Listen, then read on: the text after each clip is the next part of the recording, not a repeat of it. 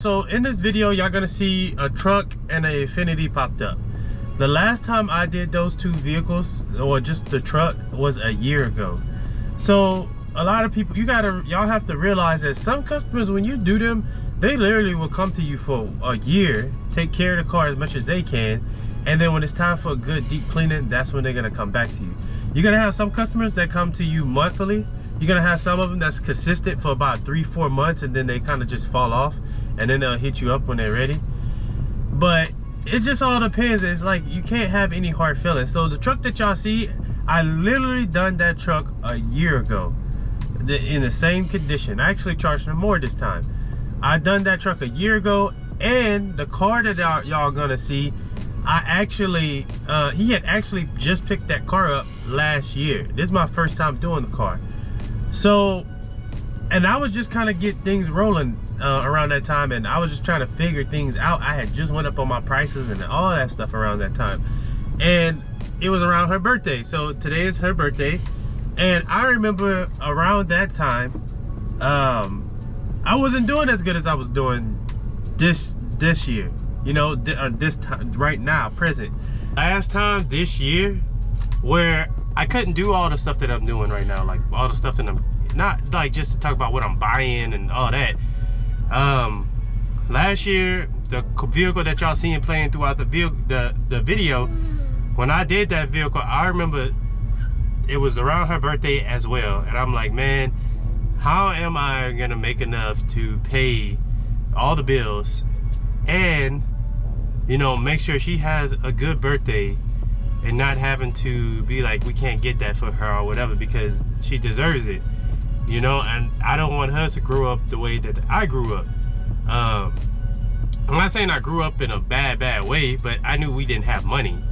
And I think it's a difference when you don't know, when you're small, and when you're really young and you know, like, we ain't got the money to do all that. So there ain't no point of even asking if can I have this or can I get this or whatever, you know.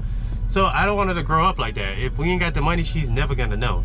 She's still gonna get whatever she needs and whatever. Not, she's gonna have to work for what she wants, but when she gets older and stuff. But I remember having a conversation with my brother, and he's like, we were talking about it, and we're like, man, once you stop, like when you on this journey and you stop worrying about the money, it's like the money just come.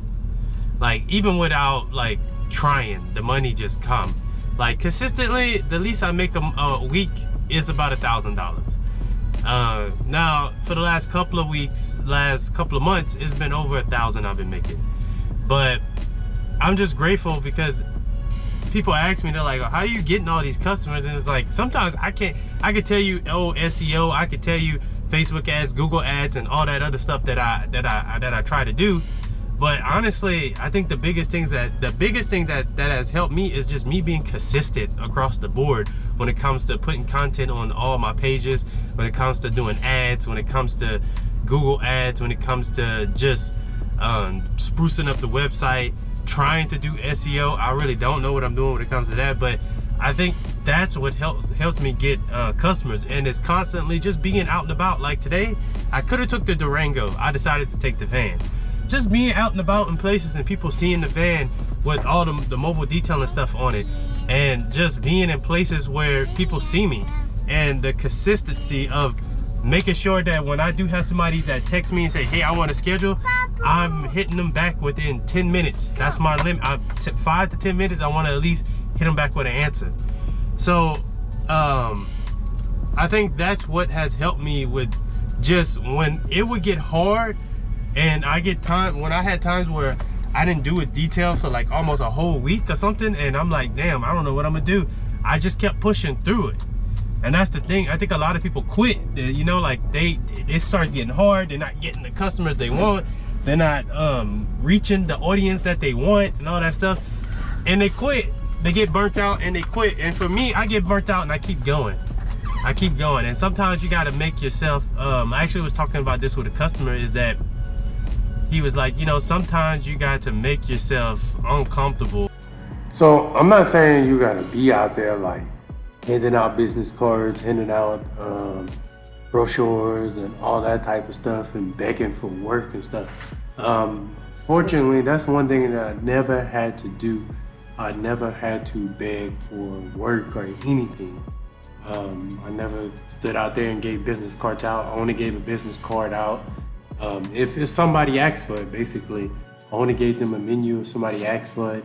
And true to be told, like now people ask me how much you charge. I send them directly to the website.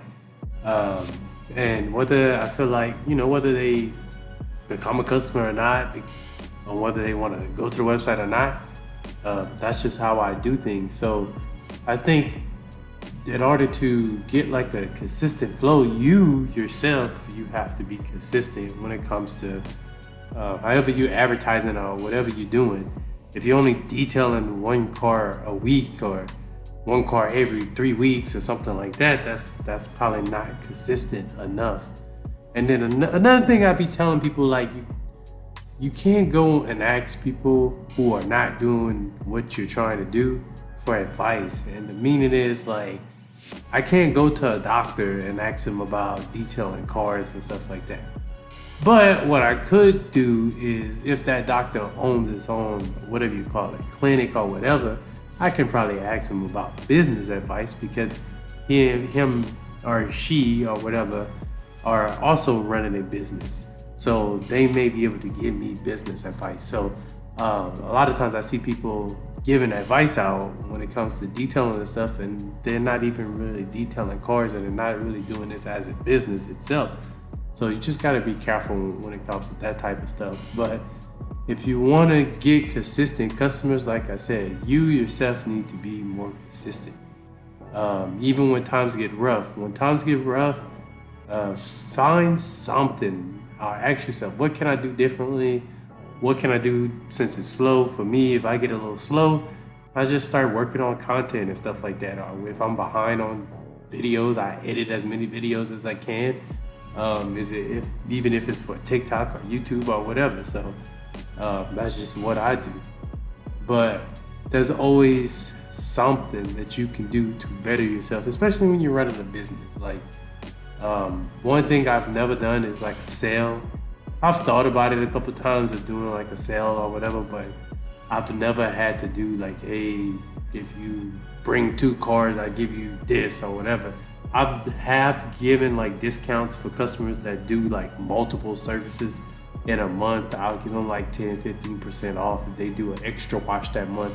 But that's just to keep, my returning customers. That's me giving something back to them as a customer, a returning customer, a frequent returning customer. So there's just so many different things that you can do.